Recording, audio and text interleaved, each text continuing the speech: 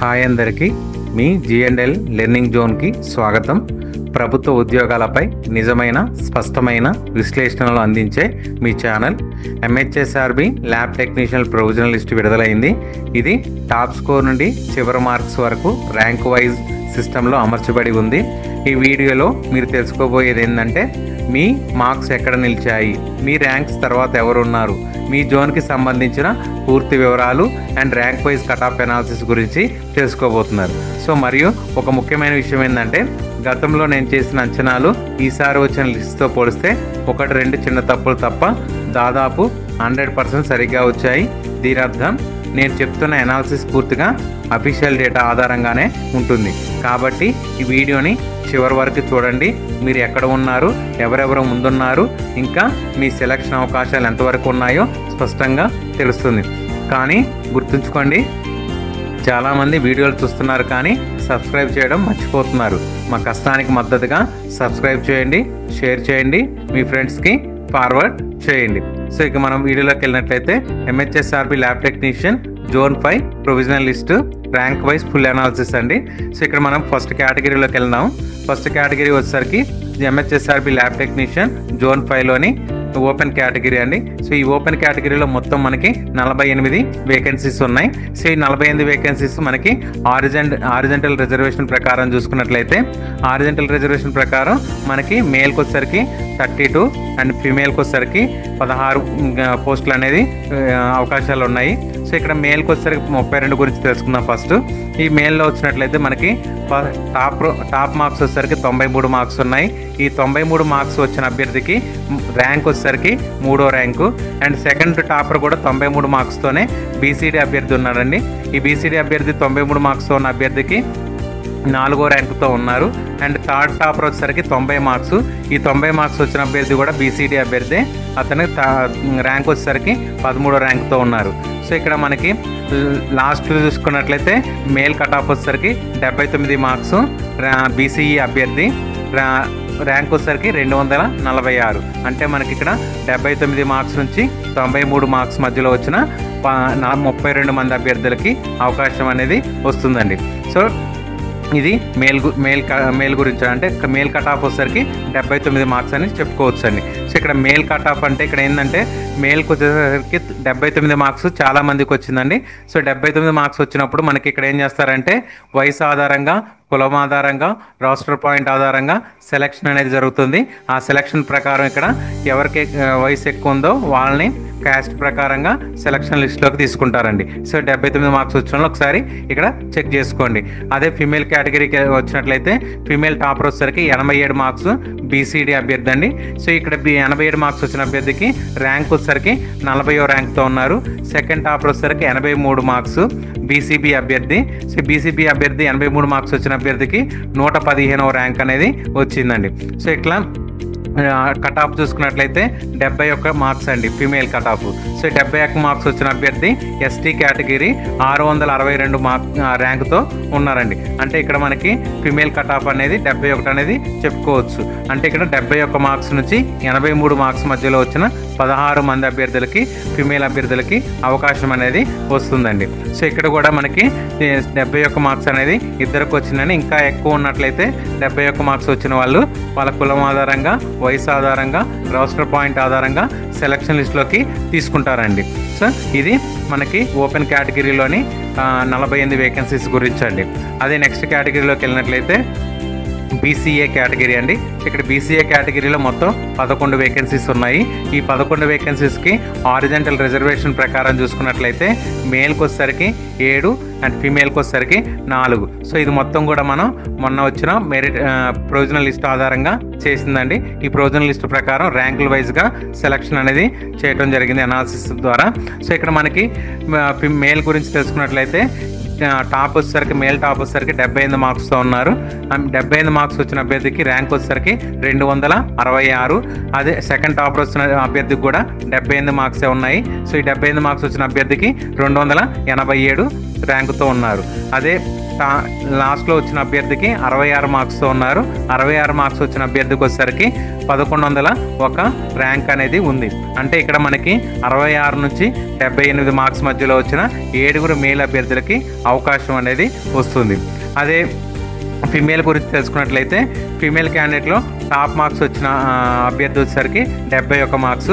71 marks వచ్చిన అభ్యర్థికి వచ్చేసరికి ర్యాంక్ వచ్చేసరికి 665. సెకండ్ టాప్లో వచ్చేసరికి 68, ర్యాంక్ వచ్చేసరికి 888. అదే కట్ ఆఫ్ వచ్చేసరికి 64 మార్క్స్తో ఉన్నారు. 64 మార్క్స్ వచ్చిన అభ్యర్థికి వచ్చేసరికి 1330 ర్యాంకుతో ఉన్నారు. అంటే 64 నుంచి 71 మార్క్స్ వచ్చిన 4 ఫిమేల్ అభ్యర్థులకి అవకాశం అనేది వస్తుందండి. సో బీసీఏలో మొత్తం మనకి 11 వేకెన్సీసే ఉన్నాయి. 11 వేకెన్సీస్లో మేలు 7, ఫిమేల్కి వచ్చేసరికి 4 అవకాశం అనేది వస్తుందండి. ఎందుకంటే ఇది మొత్తం హారిజాంటల్ రిజర్వేషన్ ప్రకారం చేయడం జరుగుతుంది కాబట్టి ఫిమేల్కి 4 అవకాశం వస్తుంది, మేల్కి వచ్చేసరికి 7 అవకాశం అనేది వస్తుందండి. నెక్స్ట్ కేటగిరీలోకి వెళ్ళినట్లయితే బీసీబీ కేటగిరీ అండి. సో ఈ బీసీబీ కేటగిరీలో మొత్తం మనకి 14 వేకెన్సీస్ ఉన్నాయి. సో ఈ 14 వేకెన్సీస్లో హారిజాంటల్ రిజర్వేషన్ ప్రకారం చూసుకున్నట్లయితే 9 మేల్కి 5 ఫిమేల్కి అవకాశం అనేది వస్తుంది. సో ఇక్కడ మనకి మేల్ గురించి తెలుసుకున్నట్లయితే మేల్ టాపర్ వచ్చేసరికి 78 మార్క్స్తో ఉన్నారు. 78 మార్క్స్ వచ్చిన అభ్యర్థికి వచ్చేసరికి ర్యాంక్ వచ్చేసరికి 288 ర్యాంక్ వచ్చింది. సెకండ్ టాపర్కి వచ్చేసరికి 77 మార్క్స్ వచ్చినాయి. 77 మార్క్స్ వచ్చిన అభ్యర్థికి 292వ ర్యాంక్ వచ్చింది. అండ్ థర్డ్ అభ్యర్థికి కూడా 77 మార్క్సే వచ్చినాయి. సో 77 మార్క్స్ వచ్చిన అభ్యర్థికి వచ్చేసరికి 297 ర్యాంక్ వచ్చిందండి. సో ఇక్కడ మనకి లాస్ట్ చూసుకున్నట్లయితే మేల్లో 73 కట్ ఆఫ్గా చూసుకోవచ్చు అండి. 73 మార్క్స్ వచ్చిన అభ్యర్థికి 485వ ర్యాంక్ అనేది వచ్చింది. సో మనకి ఇక్కడ చూసినట్లయితే 73 మార్క్స్ నుంచి 78 మార్క్స్ మధ్యలో మనకి మేల్ క్యాండిడేట్స్కి 9 మందికి అవకాశం అనేది వస్తుంది. అంటే ఇక్కడ మనకి టాప్లో మొత్తం కూడా మేల్ క్యాండిడేట్సే ఉన్నారండి. సో మేల్కి మంచి అవకాశం అనేది వచ్చింది. 73 మార్క్స్ నుంచి 78 మార్క్స్ మధ్యలో వచ్చిన 9 మందికి అవకాశం వచ్చింది. అదే ఫిమేల్ కేటగిరీ చూసినట్లయితే ఫిమేల్ కేటగిరీలో టాప్ మార్క్స్ వచ్చేసరికి 70 మార్క్స్ అండి. 70 మార్క్స్ వచ్చిన అభ్యర్థికి వచ్చేసరికి 753 మార్క్స్ 53 ర్యాంక్తో ఉన్నారు. అదే సెకండ్ టాపర్ వచ్చేసరికి 69 మార్క్స్తో ఉన్నారు. 69 మార్క్స్ వచ్చిన అభ్యర్థికి వచ్చేసరికి 828 ర్యాంక్ అనేది ఉంది. అదే లాస్ట్లో చూసినట్లయితే కట్ ఆఫ్ 67 మార్క్స్తో 1062 ర్యాంకుతో ఫీమేల్ అభ్యర్థి ఉన్నారండి. అంటే ఇక్కడ మనకి 67 నుంచి 70 మార్క్స్ మధ్యలో వచ్చిన 5 అవకాశం అనేది వస్తుంది. ఇక నెక్స్ట్ కేటగిరీలోకి వెళ్ళినట్టయితే బీసీసీ కేటగిరీ అండి. సో ఇక్కడ బీసీసీ కేటగిరీలో మొత్తం మనకు ఉన్నది వేకెన్సీస్ 2 వేకెన్సీసే ఉన్నాయండి. ఆ 2 వేకెన్సీస్ మనకి హారిజాంటల్ ప్రకారం చూసుకున్నట్లయితే హారిజాంటల్ రిజర్వేషన్ ప్రకారం మేల్కి 1 ఫీమేల్కి 1 రావాలి. సో ఇక్కడ నేను ఏం చేస్తానంటే మొత్తం ముగ్గురిని యాడ్ చేశానండి. సో ఇక్కడ మనకి మేల్ క్యాండిడేట్ టాపర్ వచ్చేసరికి 51 మార్క్స్. 51 మార్క్స్ వచ్చిన అభ్యర్థికి ర్యాంక్ వచ్చేసరికి 4008 ర్యాంక్ ఉంది. ఫీమేల్ అభ్యర్థికి వచ్చేసరికి 49 మార్క్స్ 4735 ర్యాంక్ ఉంది. అంటే ఇక్కడ 51 మార్క్స్ వచ్చిన మేల్ అభ్యర్థికి అవకాశం ఉంటుంది, 49 మార్క్స్ వచ్చిన ఫీమేల్కి అవకాశం ఉంటుందండి. 50 మార్క్స్ వచ్చిన అభ్యర్థికి ఒకవేళ వీళ్ళు ఎవరు రాకపోతే 50 మార్క్స్ వచ్చిన మేల్కి అవకాశం అనేది వస్తుందండి. సో ఇక్కడ మనకి 2 వేకెన్సీసే ఉన్నాయి కాబట్టి కాంపిటీషన్ కూడా తక్కువగానే ఉందండి. ఎందుకంటే ఇక్కడ బీసీసీలో టాప్ మార్క్స్ వచ్చిన అభ్యర్థులు లేరు. మొత్తం కూడా 51 టాప్ మార్క్స్లో ఉన్నారు, 49 ఫీమేల్ క్యాండిడేట్ ఉన్నారు. సో నెక్స్ట్ కేటగిరీలోకి వెళ్ళినట్లయితే బీసీడీ కేటగిరీ అండి. ఇక్కడ బీసీడీ కేటగిరీలో మొత్తం మనకి 8 వేకెన్సీస్ ఉన్నాయండి. సో 8 వేకెన్సీస్లో హారిజాంటల్ రిజర్వేషన్ ప్రకారం చూసుకున్నట్లయితే మేల్కి వచ్చేసరికి 5 పోస్టులు ఉన్నాయి, ఫీమేల్కి వచ్చేసరికి 3 పోస్టులు ఉన్నాయి. సో మనకి మేల్ గురించి తెలుసుకున్నట్లయితే మేల్ టాపర్ వచ్చేసరికి 77 మార్క్స్తో టాప్లో ఉన్నారు. సో 77 మార్క్స్ వచ్చిన అభ్యర్థికి 291వ ర్యాంక్ అనేది వచ్చింది. సెకండ్ టాపర్ వచ్చేసరికి 74 వచ్చిన అభ్యర్థికి 435వ ర్యాంక్ అనేది వచ్చింది.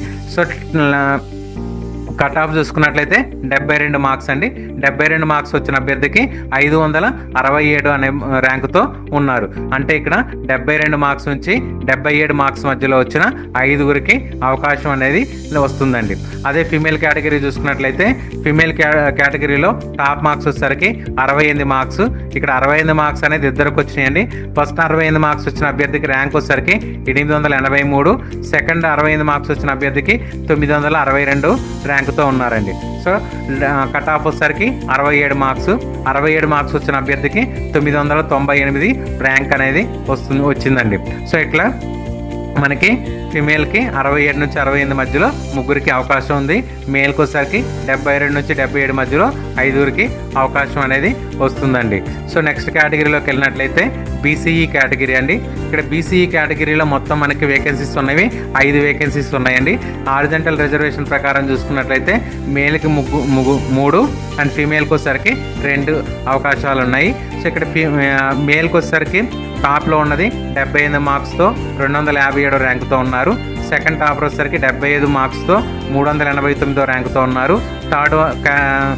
థర్డ్ క్యాండిడేట్ వచ్చేసరికి 74 మార్క్స్తో 428 ర్యాంకుతో ఉన్నారండి. అంటే ఇక్కడ మనకి 74 నుంచి 78 మార్క్స్ మధ్యలో వచ్చిన ముగ్గురికి అవకాశం అనేది వస్తుంది. అదే ఫిమేల్ కోటాలో చూసినట్లయితే 66 మార్క్స్ టాప్లో ఉన్నారండి. 66 మార్క్స్ వచ్చిన అభ్యర్థికి ర్యాంక్ అనేది 1169వ ర్యాంక్ ఉంది.